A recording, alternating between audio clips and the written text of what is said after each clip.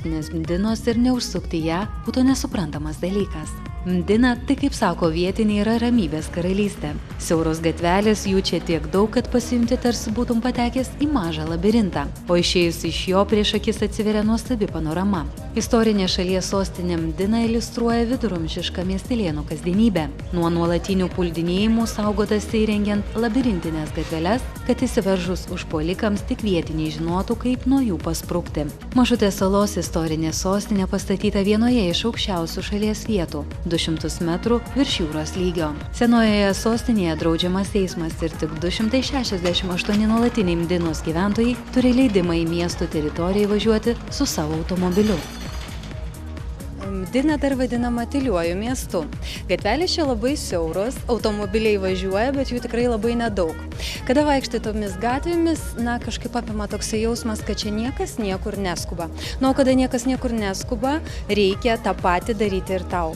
Dar vienas Maltos išskirtinumas, apie kurį reikėtų pakalbėti, tai architektūra. Visi pastatai pastatyti iš smiltainio. Teko ir mums apsilankyti ten, kur kasamas ir ruošiamas šis smiltainis. Stebina tai, jog šios medžiagos niekas nesugebėjo išstumti per daugelį amžių. Senieji namai, tvoros pastatytos iš šio akmens. Čia namai išsidėstė kylančiomis pakopomis ir yra sulipdyti vieni su kitais, kad atrodo ten ir musė nepraskristų.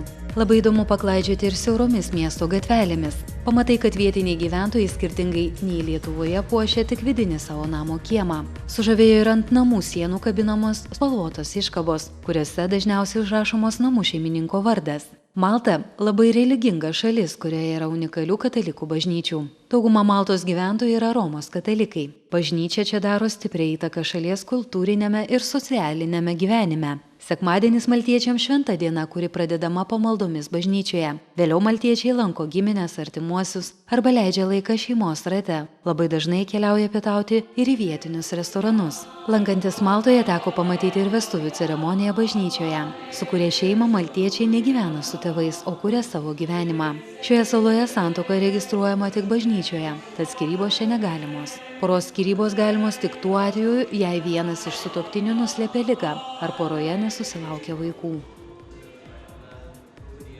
Mums teko apsilankyti ir vietinių maltiečių šeimoje. Tai vidutinė šeima gyvenanti nuosavame maždaug 100 kvadratinių metrų name. Miriam akušerė, Džonas smulkus verslininkas. Šeima augina 2 sūnus. Namai neišsiskiria prabanga, tačiau skleidžia jaukumą. Iš virtuvės patenki nuosavą terasą, iš kurios atsiveria miesto panorama. Nedidelėme žemės lopinėlėje šeima augina citrusinius vaisius ir alyvmedžius, kurio vaisius jau spėjo surinkti. Nustebino terasos viduryje stūksantis šulinys, kuriame kaupėsi lietaus vanduo.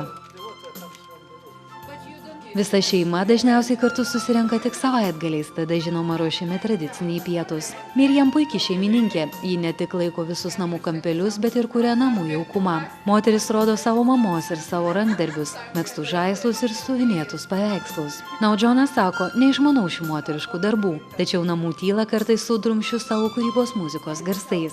Tokios darnios šeimos Maltoje tikrai neretenybė.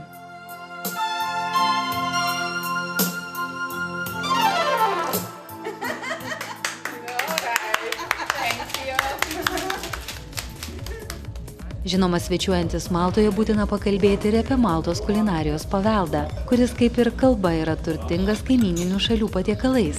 Itin vertinama triušiena, kurios teko paragauti Žar United futbolo komandos gerbėjų restorane. Ne tik ragavome, bet ir buvome užsukę virtuvę, kur gimsta maisto šedevrai.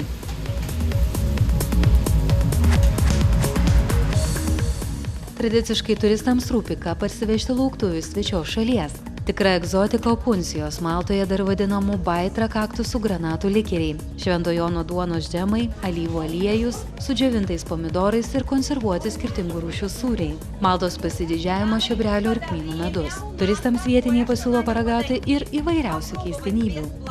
Sakė, kad čia Maltos briliantai, nors jie neblizga, bet, sako, valgomi ir labai skanūs.